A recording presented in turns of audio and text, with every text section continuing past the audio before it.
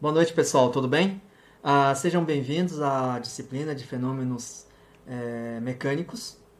Essa é a aula 18, a gente está no ciclo 4. A aula de hoje eu vou projetar aqui, que está disponível o PDF para vocês. Não está no exemplo 1 não, deixa eu voltar aqui. Vou tratar de dois temas. Primeiro é o corpo rígido sob a ação de um torque resultante. Um torque resultante diferente de zero, porque na aula passada o que nós fizemos foi analisar o equilíbrio de um corpo rígido. E uma das condições do equilíbrio é que o torque resultante seja zero no corpo em equilíbrio, assim como a força resultante. E o segundo tema que eu vou tratar hoje é o trabalho e energia no movimento rotacional. De certa forma, parcialmente eu já tratei quando eu escrevi a energia cinética no movimento rotacional, mas eu vou partir aqui da definição do trabalho e fazer chegar no resultado do teorema trabalho-energia cinética. Tá? Então eu vou projetar aqui a aula. Então, corpo rígido sob a ação de um torque resultante diferente de zero. Claro. Então, vamos lá. Só ajeitar aqui o... Bom,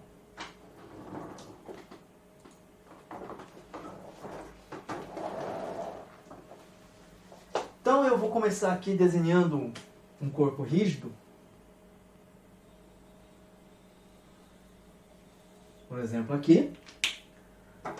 Eu tenho um ponto O, onde vai passar meu eixo de rotação. Ele está pivotado, esse corpo rígido está pivotado em torno desse eixo. Esse eixo é perpendicular ao plano do quadro. Tá? Eu vou desenhar aqui o eixo horizontal, que eu vou chamar de X, e o eixo vertical, que eu vou chamar de Y. Então, pela regra da mão direita, se eu for de X para Y, X, Y, Z, o Z está para fora. Tá? Bom, e aí eu vou imaginar esse corpo rígido. Tá? É um corpo rígido. E vou facilitar aqui, minha análise é formado por N partículas. Quando eu falo partículas, eu quero dizer corpos, né? Objetos, corpos com dimensão desprezível. Tá? Então, como se fosse, são pontos, partículas pontiformes ou partículas já da noção de algo pontiforme. Então eu tenho, por exemplo, que uma iésima partícula tem uma massa MI e ela está sujeita a uma força F, que está aqui. Tá? Eu vou desenhar aqui o vetor RI, que é a posição da iésima partícula. Faz um ângulo aqui, θi. Eu vou estender a linha que é radial, né? Que é a direção do R, é radial R. Tá? Aí eu tenho o quê? Eu tenho uma componente da força que é radial, eu vou ter uma componente da força que é perpendicular. Em particular, como eu vou focar mais nesse cara aqui, eu vou escrever esse aqui é F θi. É uma força que está na direção θ chapéu. Se esse é o ângulo θ, e eu vou abrindo esse ângulo θ, o θ chapéu é o ângulo na direção tangencial, e à medida que eu vou abrindo o ângulo, então ele aponta no sentido que eu estou abrindo o ângulo. Então, nesse caso aí, essa força teria componente positiva de θ. Tá? Bom, e aí vou calcular o torque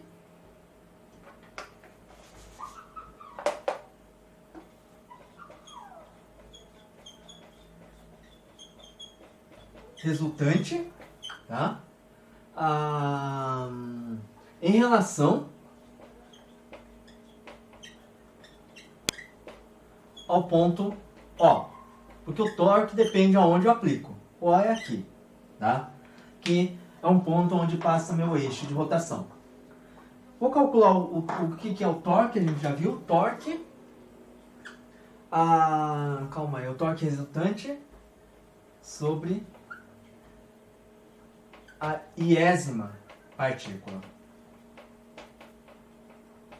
Tá? Sobre a iésima partícula. E o corpo rígido tem N partículas. Então, a iésima partícula tem um torque, devido a essa força, que é essa força resultante, é R, que é a posição da iésima partícula RI, vetor força F. Essa força F, ela tem a componente, eu posso decompor essa força aqui em duas componentes. F θ I mais F radial I. I para dizer que é sobre a iésima partícula. Tá? Que eu posso fazer uma distributiva, vetor R, que é vetor posição, produto vetorial com F θ, e R com F. Particularmente no produto vetorial, o modo do produto vetorial vai com seno, então os vetores que são paralelos ou antiparalelos formam um ângulo de 0 graus ou 180 graus, isso vai dar 0. Tá? Então, se eu fizer aqui a distributiva, esse segundo termo não contribui, e o único termo que contribui, portanto, é perpendicular ao vetor F. Então, isso aqui vai dar a RI, módulo do F vetor, F θ I, seno do ângulo, mas esse ângulo aqui é 90 graus, da maneira que eu decompus esse vetor, o F θ é perpendicular ao vetor R. E aí, se eu fizer a regra da mão direita, R vetor F, R está aqui, eu jogo para cá, né? Jogo para cá, então tenho R, tenho F. E faço a regra da mão direita, produto vetorial, vai dar direção K positivo. Então, o que isso quer dizer K positivo, o torque está para cá? Significa que a tendência é esse objeto aqui, corpo rígido, rotacionar no sentido anti-horário. Tá? Bom, então eu deixo aqui. Torque da iésima é isso. Agora eu vou usar a segunda lei de Newton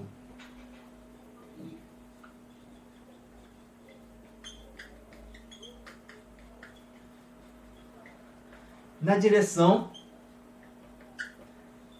θ chapéu, que é tangencial.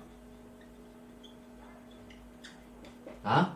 Na direção tangencial, quem que eu tenho aí? Eu tenho F, θ, I, porque eu estou olhando a iésima partícula. Tá? F, θ, I, o que é? É a massa MI vezes a aceleração I. Mas qual a aceleração? Quando eu falo em rotações, eu tenho necessariamente uma aceleração quando eu falo de rotações, que é a aceleração centrípeta. Mas essa centrípeta é radial. Eu não estou olhando na direção radial, eu estou olhando na direção perpendicular ou na direção tangencial. Tangencial à direção radial. Então isso não entra. Quem entra é a aceleração θ. Tá? A θ da iésima partícula. Tudo bem? Bom, mas quem que é a aceleração θ? Essa aceleração θ, quando a gente viu na cinemática do movimento rotacional, a gente viu que essa aceleração corresponde a alfa, a aceleração angular, vezes o raio, que é, nesse caso aí, RI. Tá? Lembrando que alfa é d ômega dt, ou seja, a derivada da velocidade angular, e a velocidade angular, por sua vez, é a derivada da aceleração angular, que é d2 θ dt2. tá?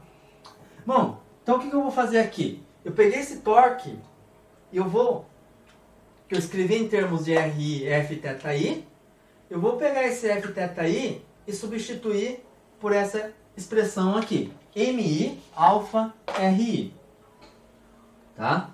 Vou, inclusive, substituir aqui em cima.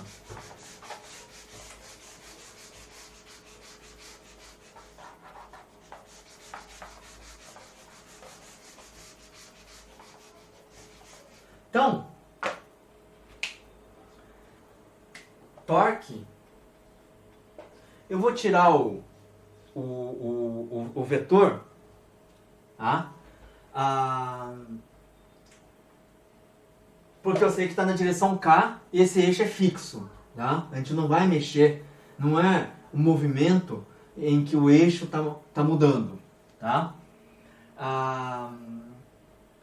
Então isso aí vai ficar RI, F θ I é MI, alfa, tem um RI de novo, fica RI ao quadrado, tá? Então essa é o torque sobre a iésima partícula. E aí vamos supor eu pego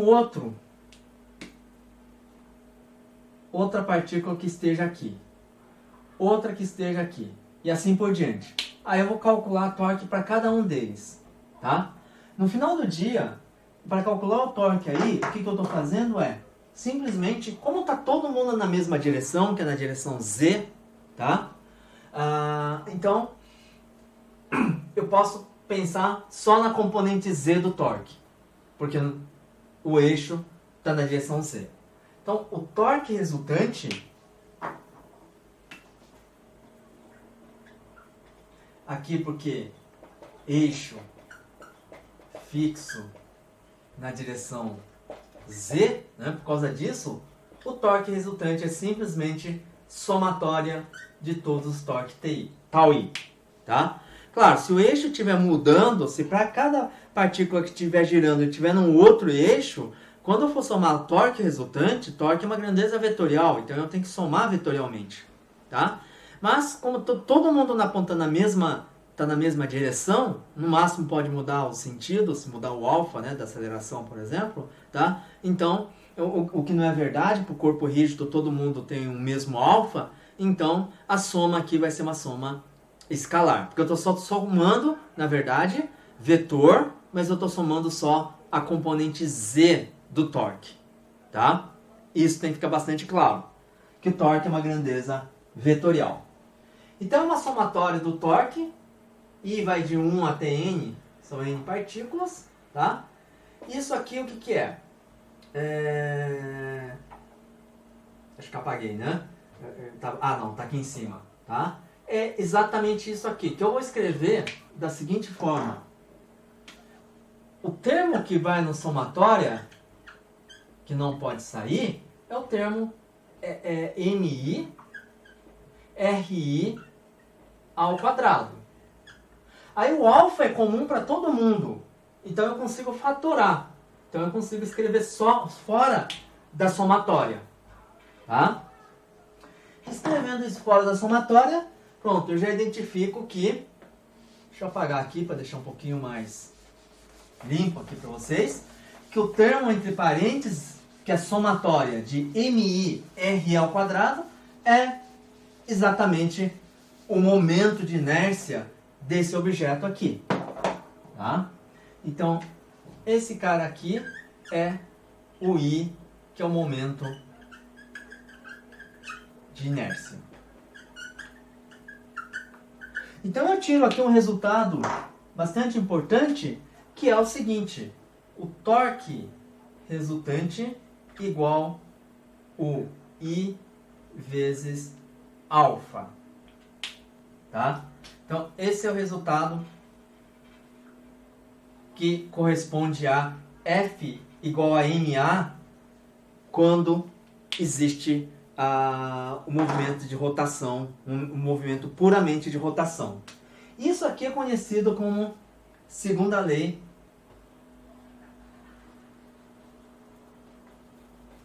de Newton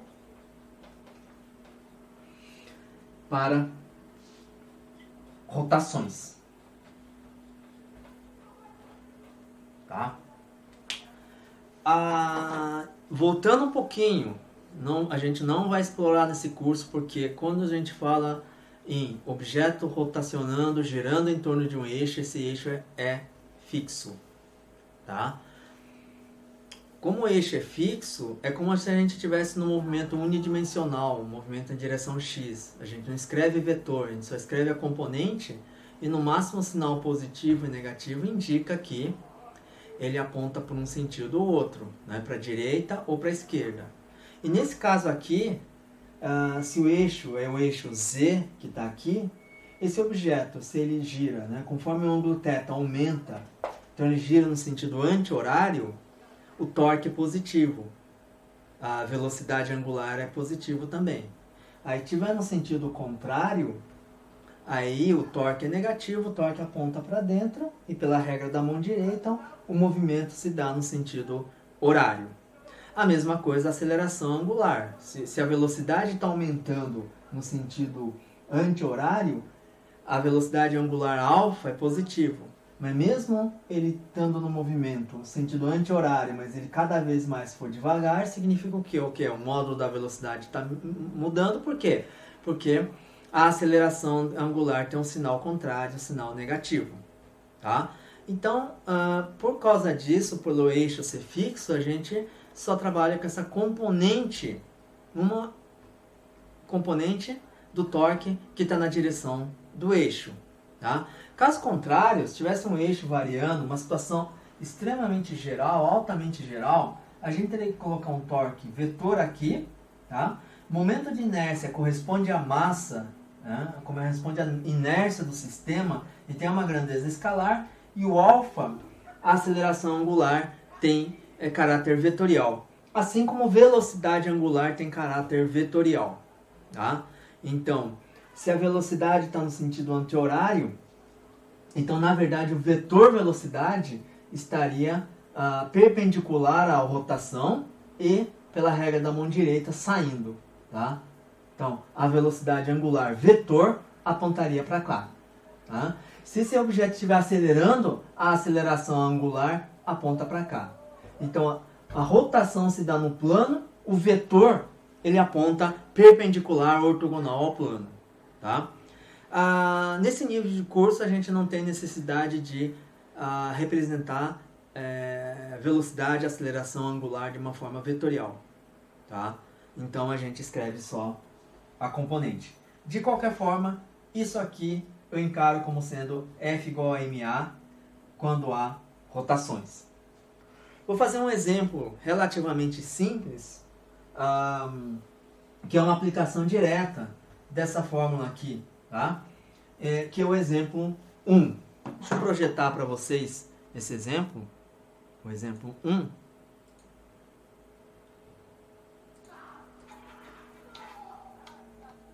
Tá aqui, tá? Bom, o que temos nesse exemplo? Nós temos uma polia que dessa vez, quando a gente vai introduzir polia no ciclo 4, essa polia tem uma peculiaridade que geralmente a polia vai ter massa, tá? Então vai ter uma massa M, raio R, tá aqui o raio, né? E um momento de inércia I. Como ele não detalhou como é, né? Apesar de ter a figura da polia aí, mas ele falou que o momento de inércia é I. Então a gente não se preocupa se ele é um disco, né? Uma aproximação de um disco, etc. Tá? Não precisa calcular o momento de inércia, é dado, é I. Tá? E não tem atrito aqui na hora dele girar nesse eixo que é horizontal. E aí essa polia, é uma roda na verdade, eu consigo aqui enrolar um fio, né? Vou enrolando aqui e chega uma hora, tem uma extremidade do fio, que é a extremidade que está livre, eu amarro a extremidade com uma massa Mzinho que está aqui, tá? A massa Mzinho. E solto, tá? E aí, pede-se para calcular a aceleração angular da roda. a aceleração translacional do corpo, quer dizer, a roda aqui, então, em princípio, primeiro vai ter uma velocidade angular ômega, né? Mas essa velocidade angular ômega vai aumentar, tá? Vai aumentando cada vez mais. Então, eu tenho aqui também um alfa, tá? E aqui, esse corpo vai cair com uma certa aceleração, que é a. Ele pede para calcular a aceleração. E a corda está tracionada, está tensionada. Então, tem uma tração aqui, T, né? Que é a tração, que é a tensão da corda. Então, são essas três informações que o problema pede. Tá? É um problema literal. Não tem números para substituir. Tá?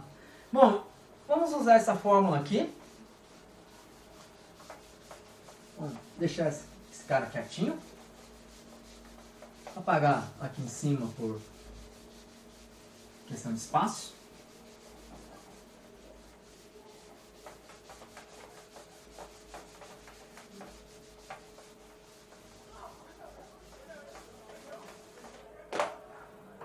Então, exemplo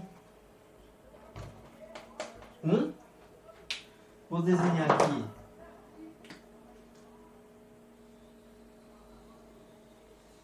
a roda. Desenhar um pouquinho maior.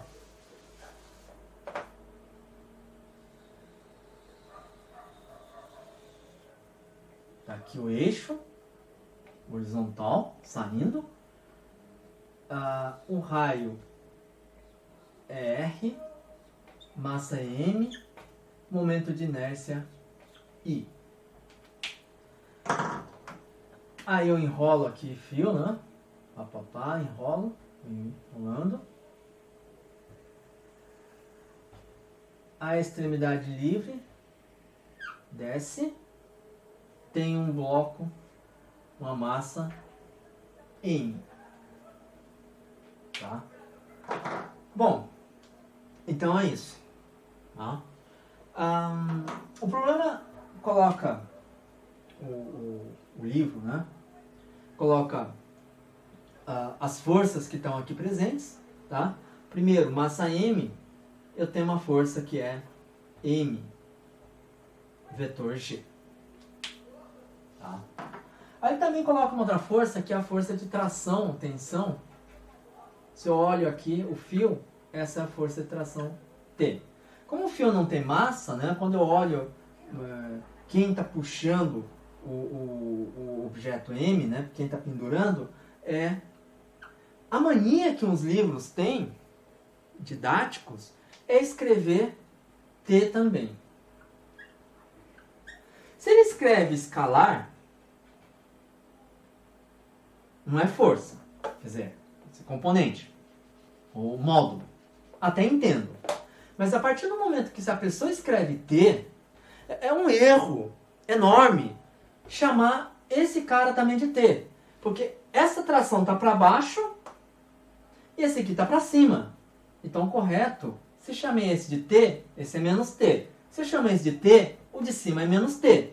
Porque eles estão em sentidos contrários. Tá? Então, esse é um descuido que acontece mesmo em livros didáticos de física. Tá? Então, mas isso é um descuido que não vai mudar em nada. Tá? Mas na hora de apresentar aqui, eu acho meio feio, né? Se um vetor, eu falo que dois vetores são iguais, ele tem o que? O mesmo módulo, mesma direção, os dois têm o mesmo módulo, a mesma direção, só que eles têm sentidos contrários, tá?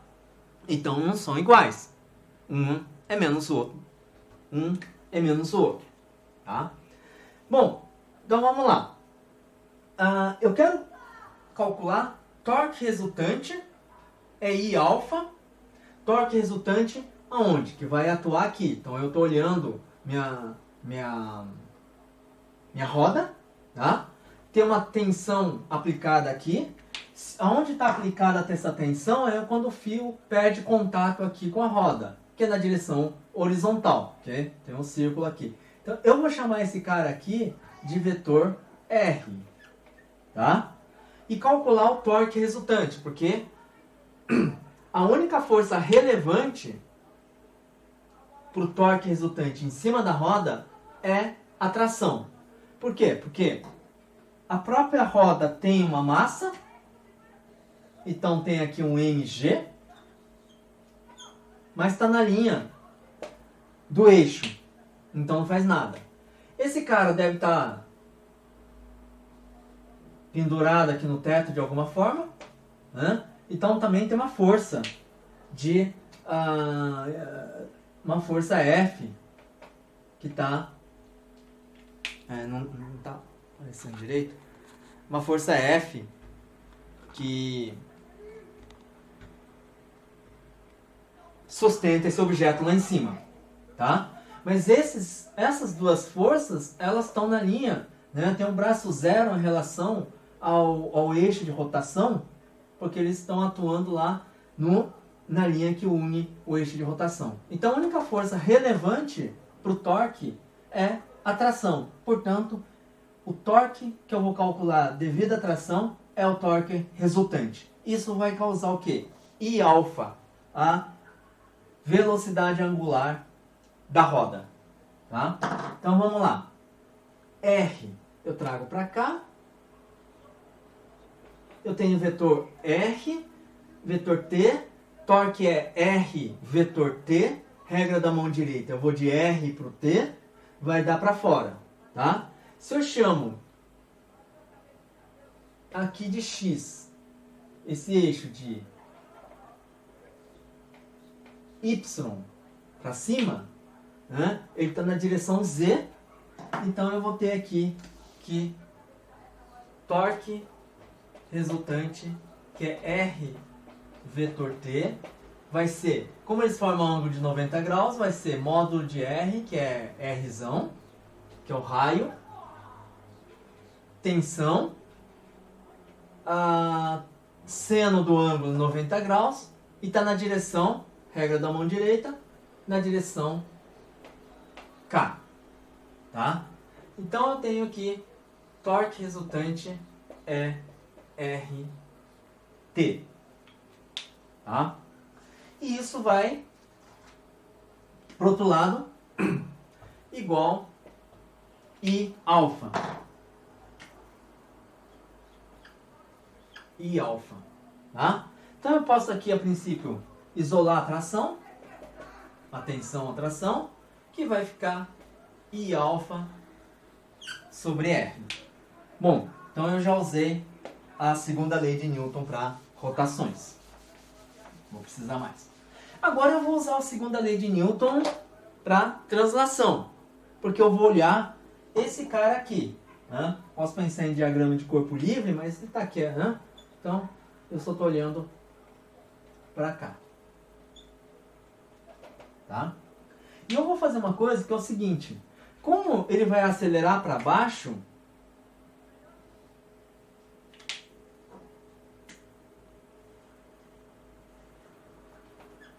eu vou chamar um eixo de Y',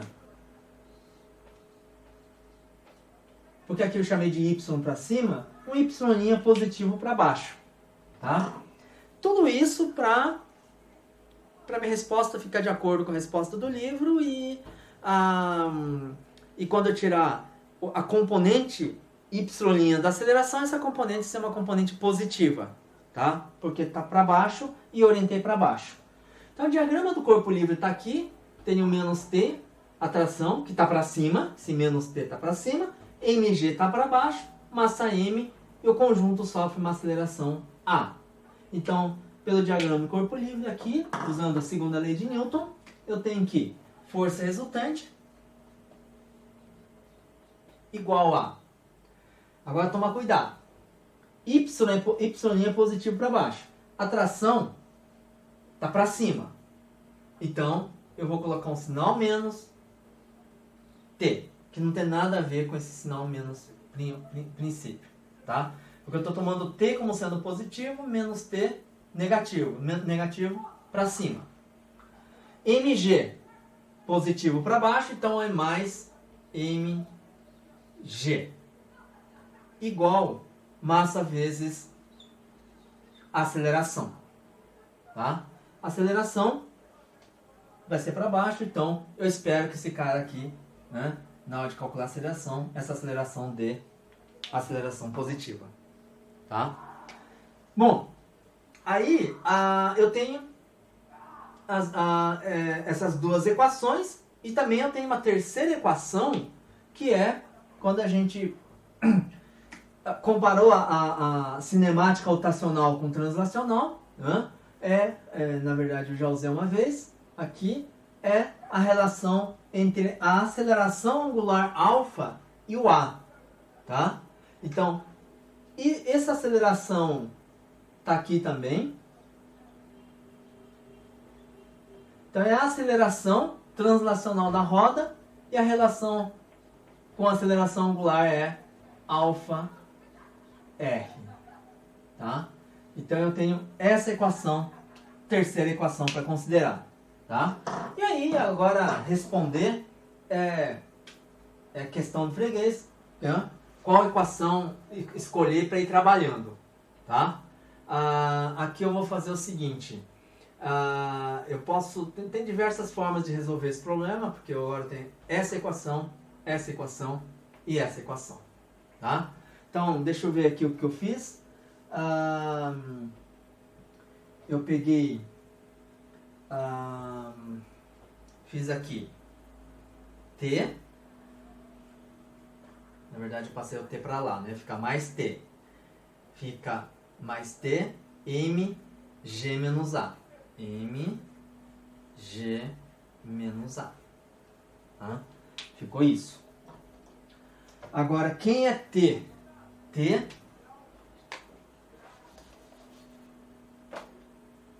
é I sobre R alfa. Mas quem é alfa? A sobre R. Então ficou ao quadrado, tá? Então eu vou ter um A, I sobre R ao quadrado. Eu vou passar, na verdade, esse cara multiplicando para cá, dividindo, desculpa, M, tá? Passo aqui dividindo.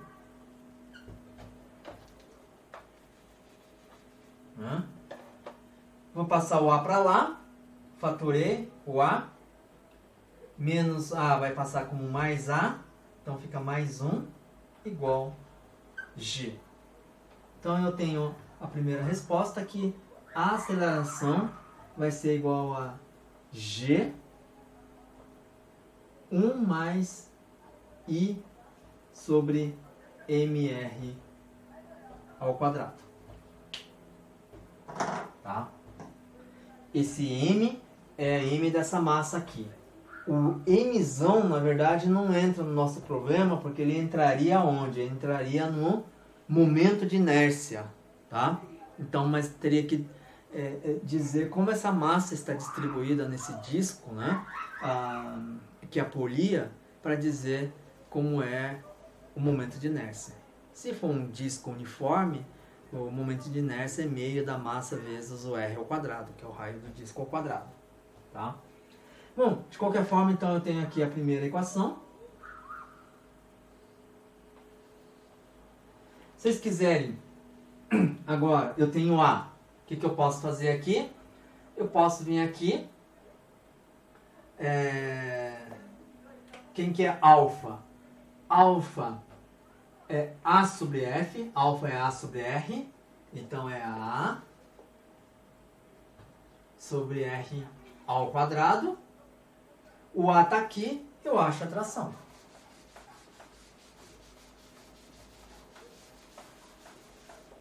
Então a tração fica I sobre R ao quadrado.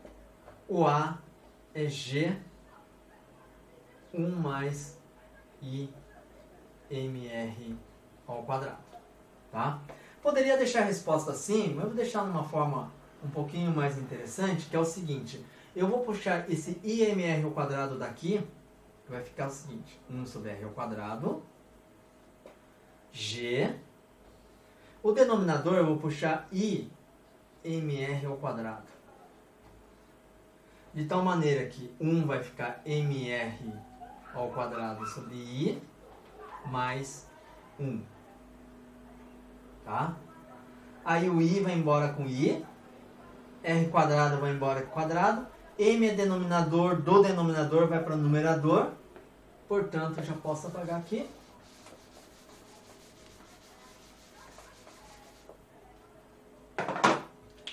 Ele vem em azul.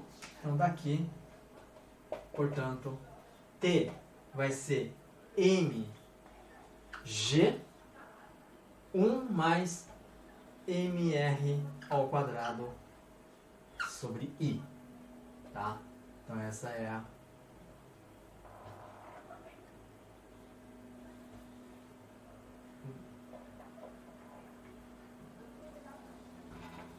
resposta final. Finalmente, alfa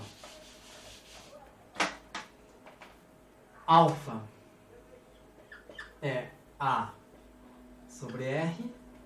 Então, alfa vai ser, quem que é o A? É G sobre R mais 1mr. Tá? Então, essa é a resposta final. Bom, o que é interessante na forma literal, além de ser mais simples trabalhar com a forma literal e substituir valores numéricos só no final, é fazer uma análise rápida aqui em relação ao resultado que a gente encontrou. Tá? Então, que análise a gente pode fazer? Geralmente, no ciclo 2 do curso, quando apareciam polias, nós consideramos polias de massas desprezíveis. Massa desprezível. Então, a gente está colocando mzão igual a zero. Posso colocar mzão igual a zero aqui? Posso, tá? O que acontece quando eu coloco mzão igual a zero? Primeiro, o momento de inércia vai a zero, porque depende da massa, da distribuição da massa. E vezes a distância ao quadrado em relação ao eixo de rotação, mas depende da massa. Se não tem massa, eu desprezo a massa, I igual a zero, tá? Segundo, vamos lá. Se eu coloco I igual a zero, a aceleração vai ser G, aceleração de queda livre. Então, é algo que soa mais familiar para vocês, tá? Então, nesse caso aqui, se eu desprezo a massa, simplesmente eu tenho a aceleração de queda livre. Só isso. Não? O que acontece com a tração? A tração vai ser aqui eu tenho que tomar cuidado, que eu tenho que tomar cuidado aqui de analisar que o i está no denominador, né? Aqui ele está indo para zero, então esse termo domina e o i é denominador do denominador, que vai para numerador. Então a tração vai a zero, tá? Tá um pouquinho mais difícil de ver, mas a tração vai a zero. Tá em queda livre, tração vai a zero. Faz todo sentido. Para onde que vai o alfa? O alfa, mesma coisa daqui, né? Esse cara está no denominador, né? Esse cara agora está indo para zero e tá indo para zero. Eu tenho alfa G sobre R, que vai ser essa aceleração angular. Então vai ter uma aceleração angular ainda, tá? Porque esse cara ainda, por mais que não tenha massa, esse cara vai estar girando. E o que vai acontecer com a velocidade de rotação? Está aumentando cada vez mais. Por quê? Porque esse cara está caindo em queda livre, tá? Então é simplesmente a aceleração que vai ser G, da translação vai ser G, dividido pelo raio. Alfa G sobre raio. Tudo bem? Aí eu posso fazer o outro limite. Massa muito grande, mzão muito grande, né? Então, fazendo mzão muito grande, o que acontece aqui? A é G1 mais IMR ao quadrado. Mzão muito grande é Izão é muito grande.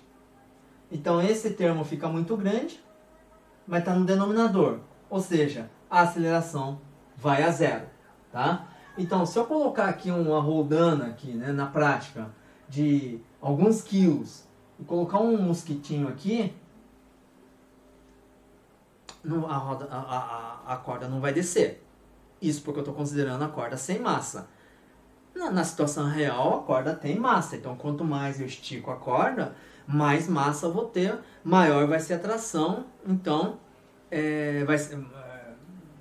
vai ter um mg, né? Vai ter a força gravitacional, então vai ter uma aceleração. Mas numa situação ideal, que eu despreze a massa m e a massa está rodando é muito grande, o que acontece? A aceleração vai tender a zero. Tá? Então eu posso fazer aqui série de análises desses dois limites, massa muito grande, massa muito pequena. Massa muito pequena tem que chegar num resultado conhecido de vocês antes do ciclo 4, tá? Que é polia de massa zero. Tá? Bom, então é isso. Nosso próximo tema é sobre energia. E o objetivo aqui é tirar a relação do trabalho e energia cinética para o movimento rotacional, movimento que envolve rotações. Na verdade, a energia cinética de rotações, nós já falamos dela, é simplesmente a expressão meio de mv quadrado, só que a velocidade é ômega r, porque a velocidade, eu estou considerando velocidade de rotação, tangencial.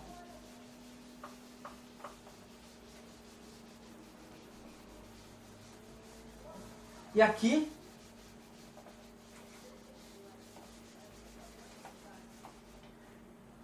eu vou mostrar a relação, deduzir, na verdade, teorema trabalho, energia cinética, calculando o trabalho de uma força resultante, quando essa força resultante provoca, na verdade, um torque. Tá? Então é um movimento puramente de rotações.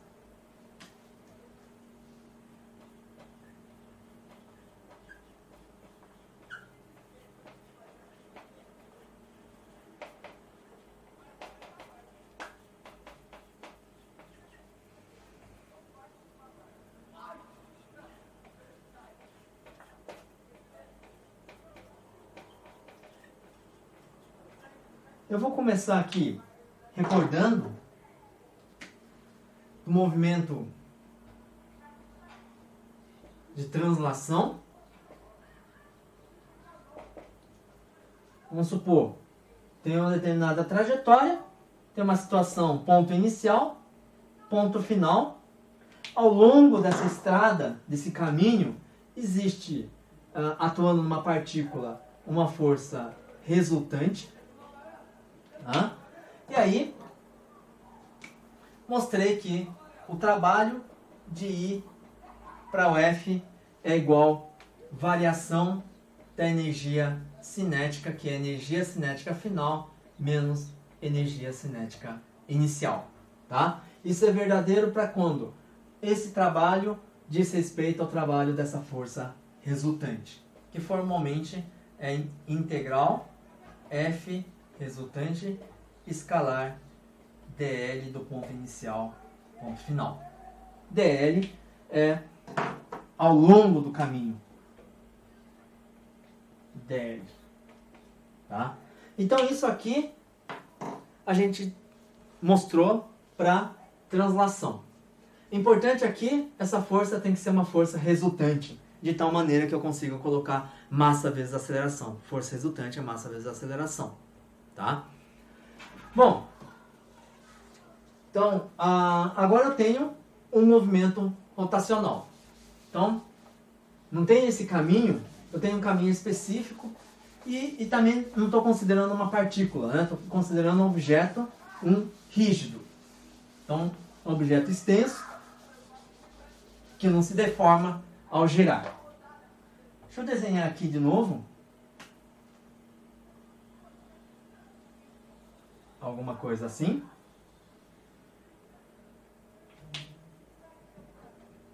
Tem uma força F no ponto P.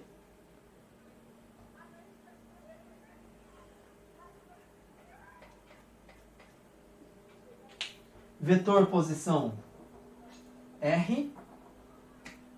Cadê o eixo de rotação? O eixo de rotação está aqui. Ponto O. Então eu tenho vetor R, posição. Tá? E essa força F faz um ângulo φ com a direção radial. E aí vamos considerar uma pequena mudança de ângulo, uma pequena rotação. Essa força do jeito que está aqui, na hora eu vou calcular o torque, né? Torque, o R eu trago para cá, R está aqui, F está aqui, R vetor F, saindo, regra na mão direita, significa que esse objeto vai girar no sentido anti-horário. E vamos considerar aqui o movimento com o objeto deu uma giradinha. Tá? Então esse ponto P veio para cá. E ele tem um deslocamento infinitesimal ds, que faz um ângulo dθ. Então esse objeto girou um pouquinho, ele fez abriu um pouquinho o ângulo aqui. Pá, fez isso aqui. Mas o θ é pequeno, tá? É infinitesimal. Esse ds, quando o θ é pequeno, né? Na verdade é um comprimento de arco, né? Mas se o θ for pequeno, esse comprimento de arco vira uma reta. ds é igual r dθ. Tá? O r é a distância do ponto P até o eixo de rotação. R dθ. Então vamos lá. Eu vou calcular o trabalho infinitesimal devido a essa força F, tá? Que deslocou certa quantidade ds. Tá? O que é esse cara aqui? O ds, ele é R dθ na direção θ chapéu, tangencial, movimento circular, tá? Então, ele anda na direção θ chapéu. E o F é o que está aqui. Só que esse F, como eu falei quando eu falei do torque, né, no começo da aula, esse F tem duas componentes. Tem a componente radial, que é F cosseno de φ, e a componente tangencial, que é F seno de φ. Quando eu faço o produto escalar aqui, tá? O termo que é perpendicular vai dar zero e a... Perpendicular não. O perpendicular é o ds, né? Perpendicular ds vai dar zero e o paralelo a ds vai dar diferente de zero. Então, esse cara aqui é a mesma coisa que eu escrever F... Bom, posso escrever F θ mais FR. Quando eu fizer o produto escalar, tá? O que vai acontecer? Vai ficar F θ R dθ. Tá? Então, dW vai ser F θ é F, cosseno é o que vai dar a direção radial, é o seno de φ R dθ. Φ é um ângulo que F faz com a direção radial, não tem nada a ver com esse ângulo θ, que é o ponto P. Tá? Então tem isso. Agora, por outro lado,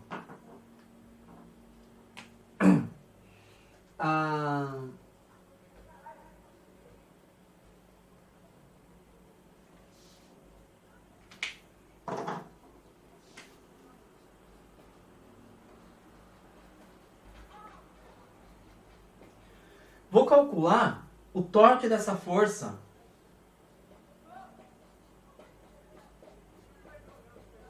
que é R vetor F. Que é o quê? De novo, essa força tem a componente que é paralela a R e é perpendicular a R. No produto vetorial, só a parte perpendicular vai sobreviver. Então, esse cara vai ser R, F, componente perpendicular é seno de φ. Isso aqui, regra da mão direita, vai saindo, então esse cara vai ser K. Tá? Então, isso aqui vai ser meu torque, que eu identifico como sendo esse termo aqui em cima. Ou seja, se o movimento é de rotação, o trabalho eu consigo escrever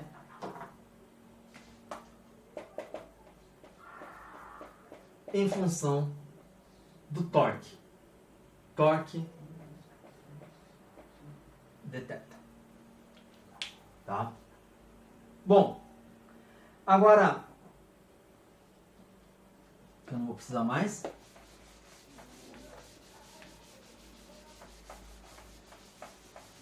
Mas,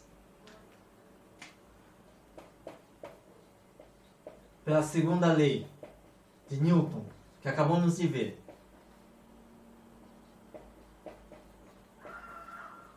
rotações, tá?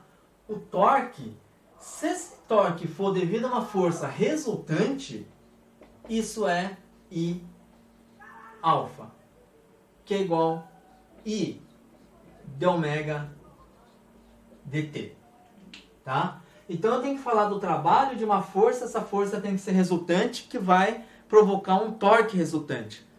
E aí, o torque resultante é I vezes alfa, tá? Deixa eu trabalhar um pouquinho com essa expressão do torque, que é o seguinte, é um pouquinho de cálculo, que é, bom, até aqui é física. Torque resultante é I de ômega dt. Mas deixa eu colocar o de ômega dt da seguinte forma. Ômega pode ser função do θ. Então eu vejo quanto a velocidade angular está mudando com o ângulo θ. E depois quanto o θ está mudando com t. Tá?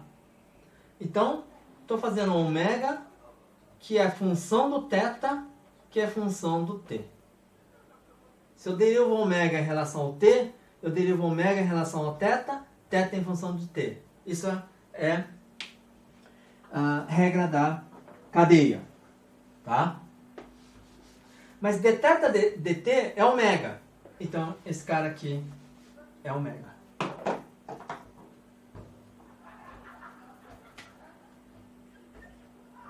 Tá?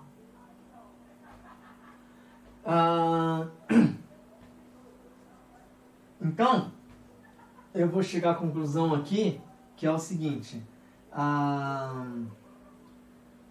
dW, deixa eu escrever embaixo mesmo. Trabalho infinitesimal, dW, é torque, então esse torque você tem que ser o torque resultante para eu usar essa expressão aqui, a segunda lei de Newton para rotações. Então isso aqui vai ser I, vou colocar ômega na frente,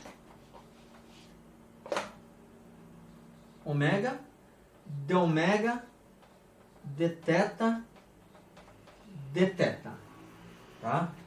Isso aqui eu posso simplesmente escrever só de ômega, diferencial de ômega. É uma regra da cadeia também.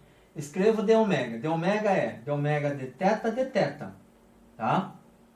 Ou estou fazendo o caminho contrário da regra da cadeia, fazendo o caminho de volta. Então o que eu tenho aqui? Deixa eu apagar aqui, não preciso mais.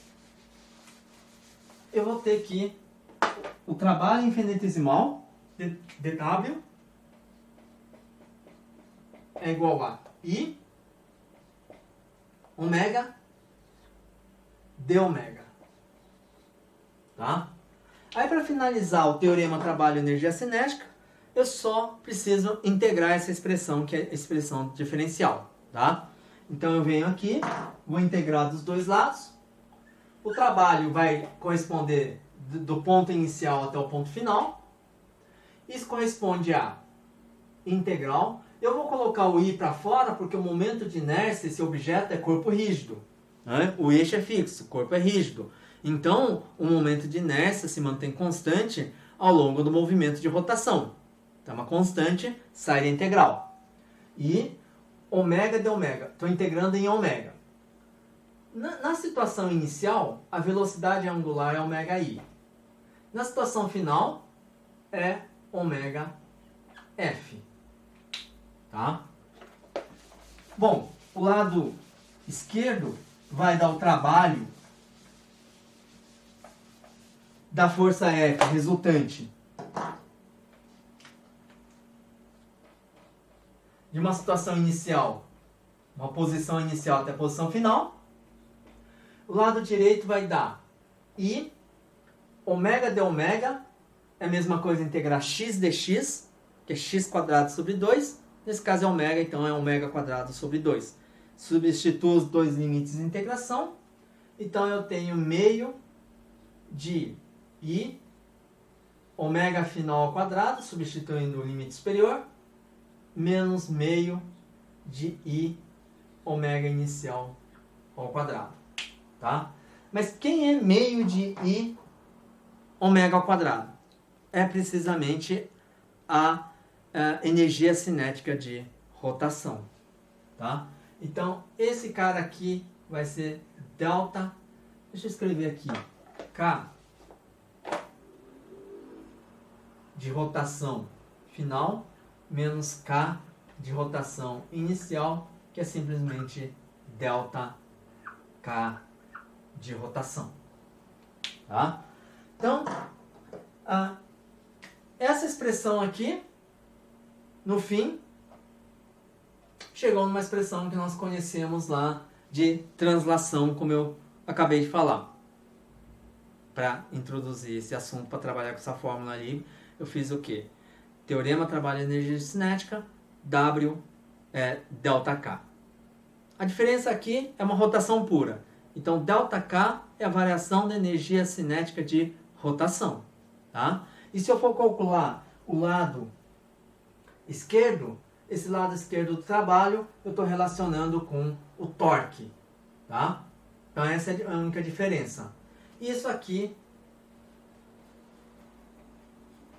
vou chamar também de teorema trabalho energia cinética. Válido para rotação pura, porque só envolve rotação aqui. Esse corpo só está girando. Né? Em princípio, ele poderia estar girando e sofrendo uma translação. Né? Pode estar em cima de um caminhão, eu estou olhando ele indo embora e ao mesmo tempo ele está girando. Tá? Não é o caso. Tá? Por exemplo, uma roda de veículo. Né? Eu estou olhando a roda andando e a roda está indo embora. Tá? Ele está girando e fazendo um movimento de rotação e translação ao mesmo tempo. A propósito, essa parte aí a gente não vai trabalhar, tá? Que é o movimento combinado de rotação com translação. A princípio não faz parte aí do elemento do curso, mas vou dar uma olhada melhor, mas eu acredito que não. Então, sendo assim, eu prefiro na última aula fazer uma revisão do que introduzir um assunto novo, que na verdade, na prática, né, esse assunto não vai ser tema da prova, tema de avaliação. Bom, então esse é o teorema trabalho energia cinética. A energia cinética a gente já sabia, energia cinética de rotação que é meio de I ômega ao quadrado. Né? A gente já obteve isso de uma forma mais simples, simplesmente substituindo o objeto, fazendo um corpo rígido girando, considerando o corpo rígido como sendo somatória de N partículas. E aí a gente calculou meio de mvi ao quadrado, I é da iésima partícula, só que a velocidade é ômega r, só substituindo. Então no final do dia eu tenho meio de somatória de mi com r ao quadrado, né? Vai ter um termo lá que eu vou identificar como momento de inércia, e ômega ao quadrado, de tal maneira que vai ficar meio de I ômega ao quadrado. Então isso nós já sabíamos. Tá? E também sabíamos teorema de trabalho e energia cinética, que o trabalho da força resultante igual a variação da energia cinética. Então agora o trabalho vai ser o trabalho do torque resultante é igual a variação da energia cinética de rotação. Tá? Eu vou resolver aqui um problema que é o problema 2. Não, antes de resolver um problema, tem um outro tema para complementar, que é o seguinte. Se eu falo de trabalho, o que é trabalho? Energia transferida, né, por uma força, ou um conjunto de forças. Né? Se eu estou falando de um trabalho de uma força resultante, então eu calculo o trabalho de cada uma dessas forças, somo, e eu tenho o trabalho da força resultante, que é transferência de energia. Uma coisa é transferir energia, vou transferir 5 joules, 100 joules de energia, 1 kJ de energia. A outra coisa é o tempo que eu levo para transferir essa quantidade de energia, que isso que é um fator muito importante na prática, que eu já falei que é a potência. E quando a gente fala de uma potência, a gente tem a definição de potência média e potência instantânea. Tá? Aqui eu vou falar só da potência instantânea, algo que eu já falei também, mas lá era no contexto de translação de um corpo. Aqui é movimento de um corpo rígido, em particular, rotação de um corpo rígido. Então, como é que fica? Como é que eu escrevo a expressão da potência instantânea? Tá? Então, esse é o tema que eu vou falar agora e depois eu vou fazer um exemplo usando considerações de energia para resolver o problema.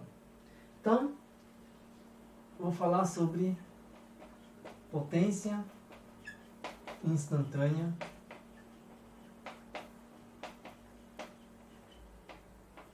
no movimento rotacional.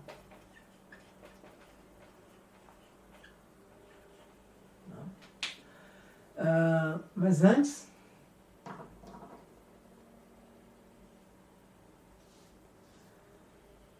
deixa eu só fazer aqui, depois eu vou falar do antes. Potência é variação do trabalho em relação ao tempo. Tá? Só que a variação infinitesimal do trabalho eu consigo colocar em função de torque, que eu acabei de mostrar. Tá? Então isso aí, posso colocar aqui desse jeito, tá? dW é tal de θ, então dθ no denominador, dá uma rearranjada, né? Matematicamente eu tenho que tomar um pouquinho mais de cuidado, né? A não ser que eu tivesse colocado aqui um delta, para dizer que é uma quantidade infinitesimal, mas de qualquer forma a potência é tal dθ dt, esse dθ dt é velocidade angular, de tal maneira que a potência instantânea é igual a tal vezes velocidade angular ômega. Tá? Mas a gente viu que para translação,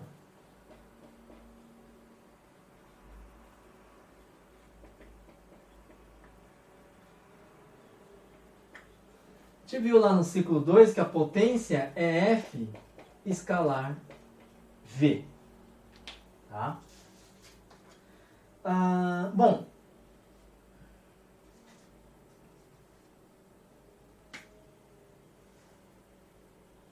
então vou usar isso agora para fazer o seguinte. Daqui eu vou chegar em cima, mostrando que o movimento de rotação é um caso particular desse movimento de translação. Tá? Então, é isso que eu vou fazer. Para isso eu vou pegar aqui um eixo. Bom, todos os elementos aqui já meio que estou sendo repetitivo. Eixo XY, eu tenho um corpo rígido, ponto O, eixo de rotação, eixo perpendicular, eu vou aplicar uma força F, tem um vetor R aqui, vou aplicar uma força F, vai fazer um ângulo φ, e o ângulo θ está aqui embaixo. Tá? Ângulo θ diz respeito ao vetor posição. Ângulo φ em relação da força F em direção para o vetor radial. Tá? Então, se eu tiver um movimento de rotação, o que eu tenho aqui? eu tenho a velocidade angular, ômega, e eu tenho a velocidade v. E essa velocidade v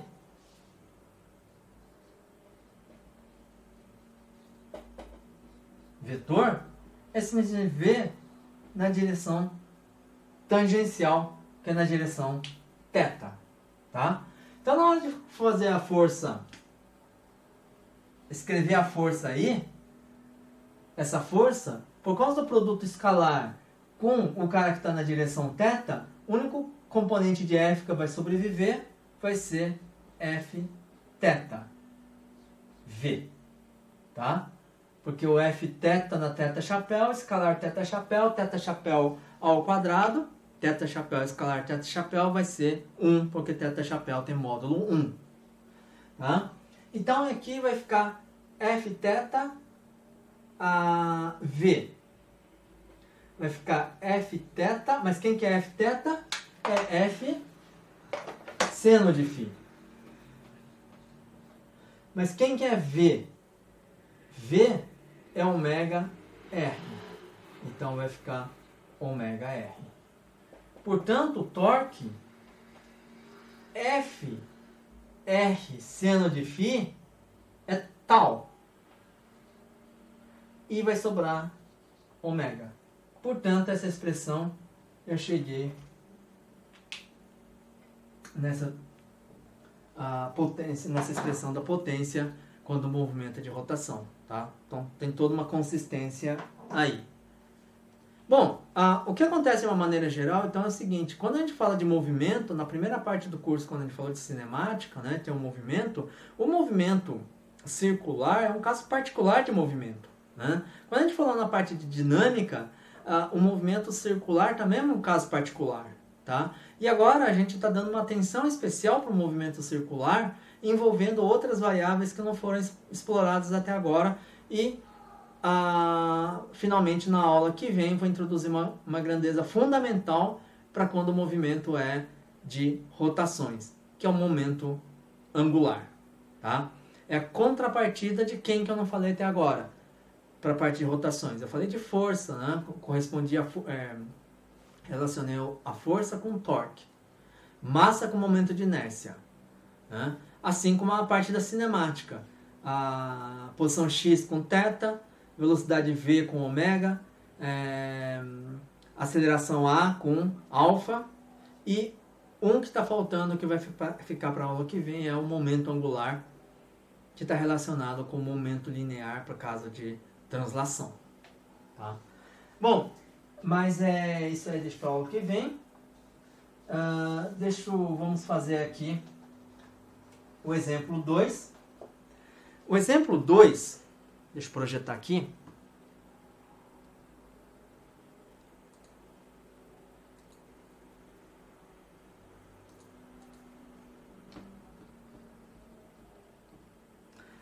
Aqui, é uma máquina de Atwood.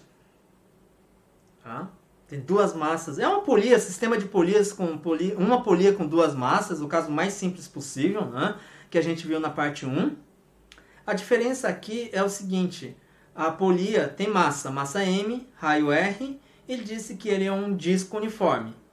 Então eu tenho o momento de inércia dele. Tá? Aí eu peço para calcular, fazer duas coisas na verdade. Aqui não é usando teorema trabalhando, eu preciso atualizar aqui a aula. Usando conservação de energia, obtém a aceleração dos dois corpos. E obter a potência fornecida pela força gravitacional sobre o sistema. Qual é a potência que a força gravitacional está fornecendo? É isso que eu quero responder, tá? Mas é importante aqui é o seguinte, nessa linha aqui, diz que neste problema vamos utilizar a informação de que a aceleração dos corpos, esse cara aqui, é constante. Tá? A princípio, não sei. E esse problema remete ao problema P1 que está aqui no final. Está aqui. É o mesmo sistema, Só que aqui você tem que calcular o torque resultante. Torque resultante é I vezes alfa. Acho o alfa, acho o A. O A é o que está dado na resposta aí. Tá? É um problema relativamente simples. E aqui eu vou usar as considerações de energia para achar a aceleração com a informação privilegiada. A aceleração é constante. Se a aceleração é constante, eu posso usar um conjunto de equações para aceleração constante. Essencialmente isso. Tá? E depois obter a potência fornecida pela força gravitacional sobre o sistema. Requer um pouquinho aqui entender o aspecto conceitual. Tá? Então vamos lá.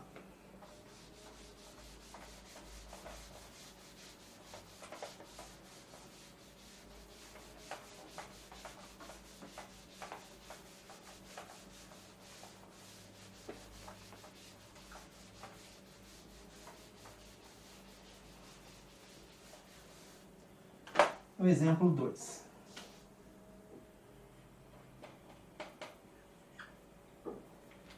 Tem uma máquina de Atwood.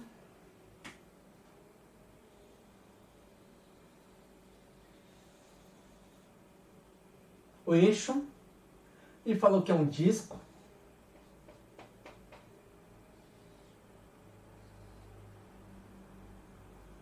Uniforme, de raio R, massa M. O fio passa por aqui, ele não vai deslizar na hora das massas aqui se deslocarem. Então a massa M2 e uma massa M1. Eu vou assumir que M1 é maior que M2, mas se for o contrário, não vai mudar, a expressão não vai mudar. Tá? Bom, e até a informação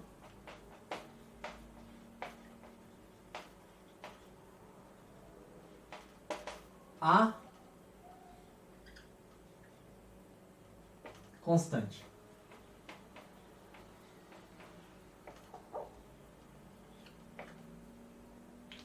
E o item A é calcular o A. E depois a potência que a força gravitacional fornece para o sistema. Tudo bem? Vamos lá. Para calcular a aceleração por considerações de energia, então eu vou olhar aqui o sistema. O corpo está aqui, está em repouso. Alguém está segurando aqui. Solta. Tá? M1 é maior que M2. O que vai acontecer? M1 vai descer.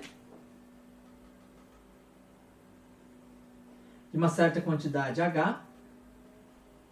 E M2 vai subir.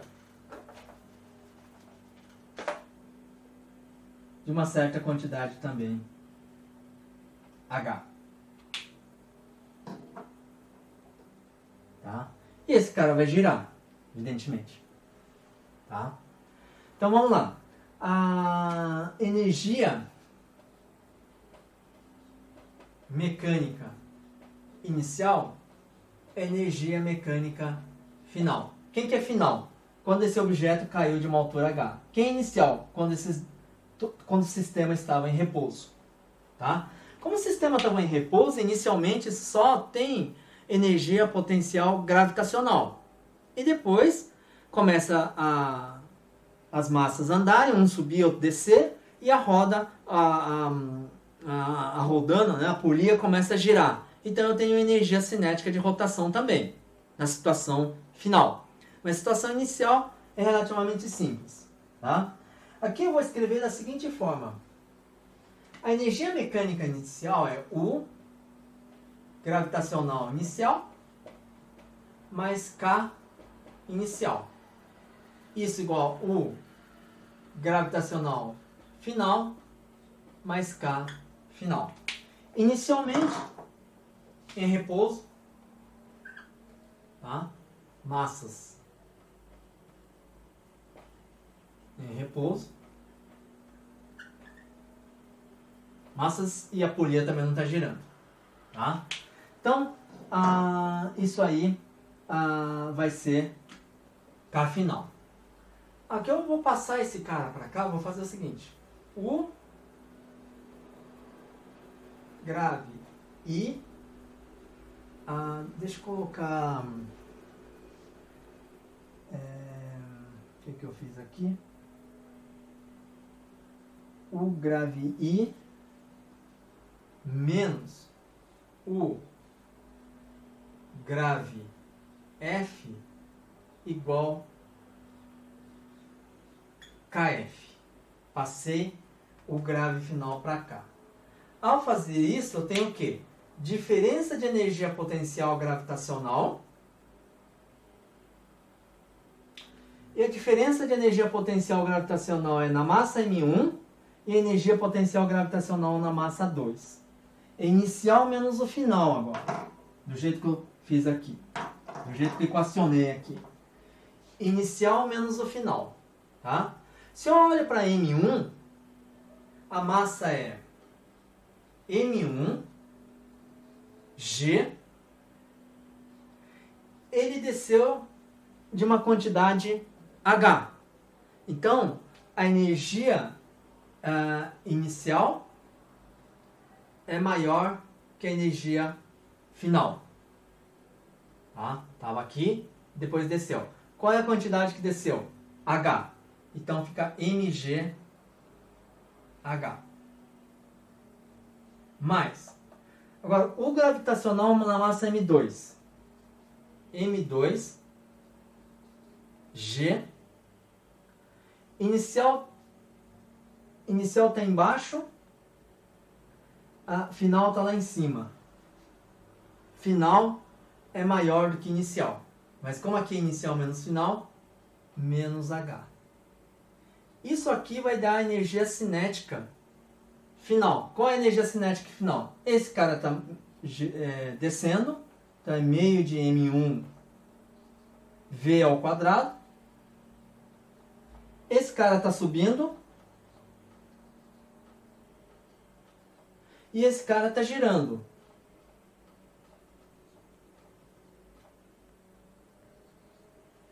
Tá? Final. Tudo bem? Então tenho 3 termos de energia cinética aqui. Bom, essa velocidade é igual a essa, porque o fio não estica e não comprime. Então, tudo que descer de H, sobe de H. Esse cara, como o fio não desliza na polia, então a velocidade angular está relacionada com a velocidade do fio, que é a velocidade de translação, que é V igual a ômega R. Aqui é V, aqui é V. Tá? Aqui, na verdade, de novo, né? Se eu coloco V, aqui não pode ser o mesmo vetor que... Enfim. Tá? Então, daqui...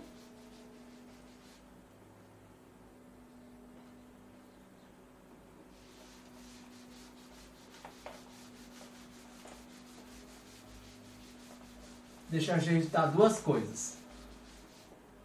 Primeiro, então, ômega é V quadrado, final, sobre R ao quadrado. E o I é meio de mr ao quadrado, que é o momento de inércia de um disco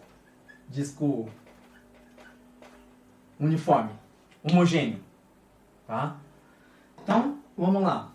Aqui vai colocar GH em evidência, né? Então fica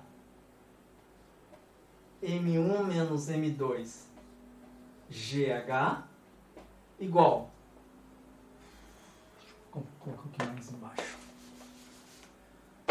Então aqui vai ficar M1 menos M2GH igual, colocar um meio em evidência, então vai ficar M1 mais M2.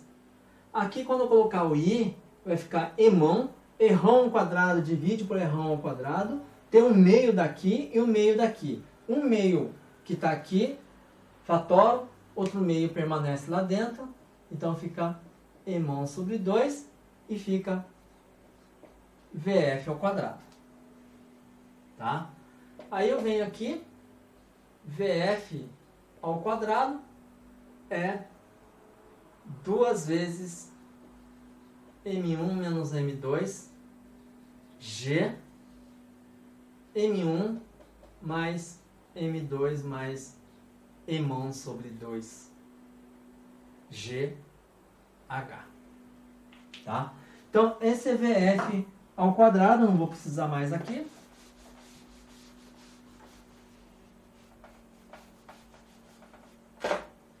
E agora eu vou usar uma informação preciosa que diz que, até apaguei aqui, que a aceleração é constante. Então, sabendo-se que A é constante, o que eu posso fazer? Usar aquelas equações, né? Velocidade aqui é subir ou descer, né? É linha, é uma dimensão, né? Um movimento unidimensional. É um movimento unidimensional com aceleração constante. É um movimento retilíneo uniformemente variado. E num movimento retilíneo uniformemente variável, eu posso eliminar o tempo usando a equação horária x de t com a equação de velocidade e você obtém Torricelli. Então, eu vou ter a seguinte equação. Vf ao quadrado é V0 ao quadrado mais 2 vezes a aceleração vezes a ΔX, que é a distância percorrida, que é o deslocamento. H, nesse caso aqui. E a velocidade era 0. Ou seja, essa equação é válida, porque eu sei que a aceleração é constante, porque me falaram. E eu tirei aqui, essa equação. Então eu posso comparar essa equação com a equação de baixo. Quando eu comparo a equação de cima com a equação de baixo, H eu tenho, 2 eu tenho aqui, 2 eu tenho aqui. O restante é a aceleração. Então eu acho a aceleração do sistema. Então quando eu comparo aqui,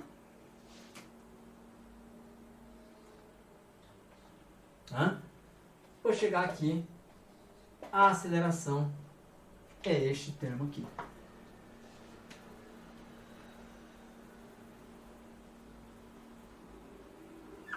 Tá?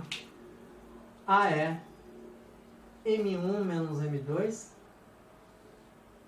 M1 mais M2 mais M1 sobre 2. Tá? Aí, como eu falei, né? M1 falei que é maior que M2, então M1 é maior que M2, fica esse cara que fica positivo, e a aceleração para baixo, do jeito que eu estava fazendo, era positivo. Se eu quiser trocar a massa, né? Se essa massa M2 for maior que M1, o que acontece? Esse cara fica negativo, então se a aceleração é positiva para baixo, mas agora vai dar aceleração para cima, que vai ser negativo. Aí a expressão é igual, não muda em nada. Tudo bem? Agora eu vou para o item B desse problema. O item B pede para calcular a potência entregue, né? A potência fornecida, uma palavra melhor, fornecida pela força gravitacional. Tá? É isso que quer. Bom, mas quando a gente olha esse sistema aqui, a gente verifica o seguinte. O único lugar que tem torque é aqui. Aqui não, aqui tem força. Torque aqui. Tá? E aí eu tenho torque resultante. Porque não tem mais torque em lugar nenhum. Qual é o torque resultante? Então eu venho aqui Aqui está tracionado. Chama de T1.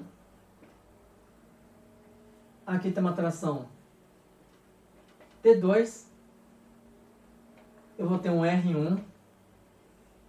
Eu vou ter um R2. Então, R vetor T1, R2 vetor T2. A força gravitacional em cima da rodana, né? Tá aqui, não vai produzir torque.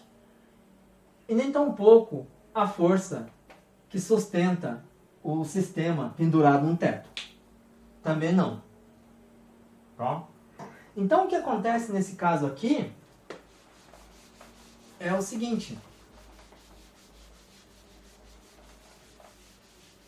O trabalho do torque é um torque total. E quem causa esse torque é T1 e T2. Mas quem causa T1 e T2 é M1G, M2G. São as massas. Mas por quê? Porque as massas estão no campo gravitacional. Então, na verdade, é a força gravitacional que produz o torque. Tá? São em cima dessas duas massas. Então, o torque resultante é devido à força gravitacional. Então, eu tenho um trabalho da força resultante, que é a força gravitacional. Então, eu posso dizer que o trabalho da força gravitacional é um trabalho resultante, da força resultante.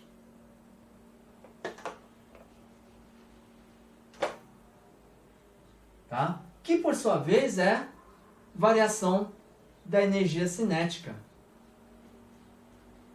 Mas KI igual a zero. Só tenho KF.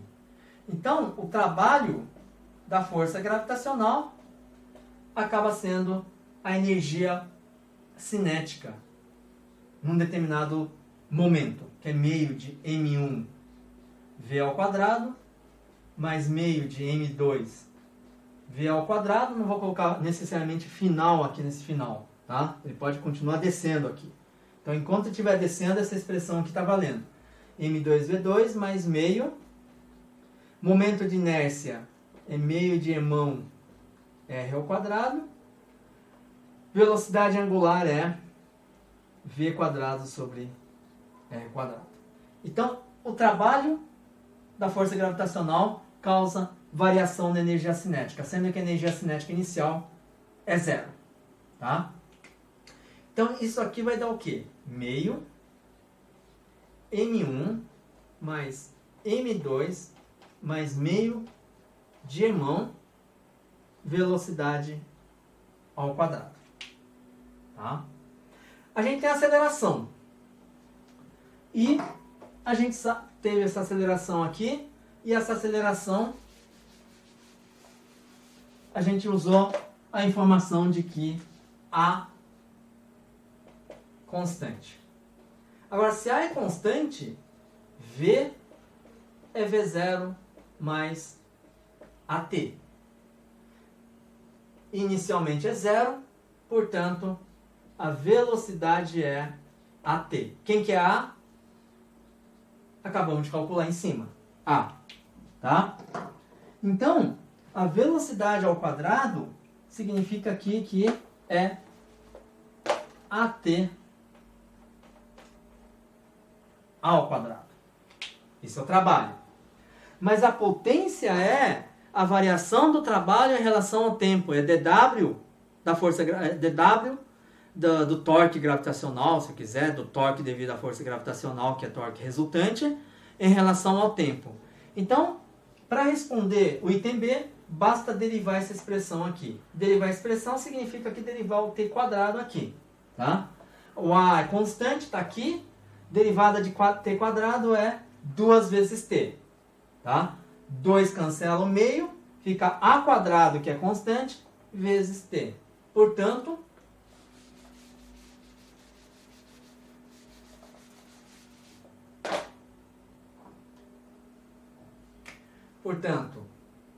potência da força gravitacional, que é dW dt, W é esse cara aqui embaixo, então é M1 mais M2 mais Emão sobre 2 ao quadrado T, tá? Portanto,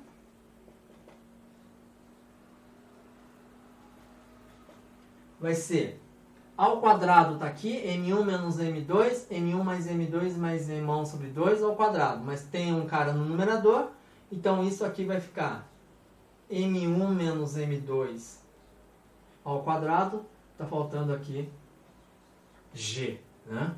Faltando G. G ao quadrado.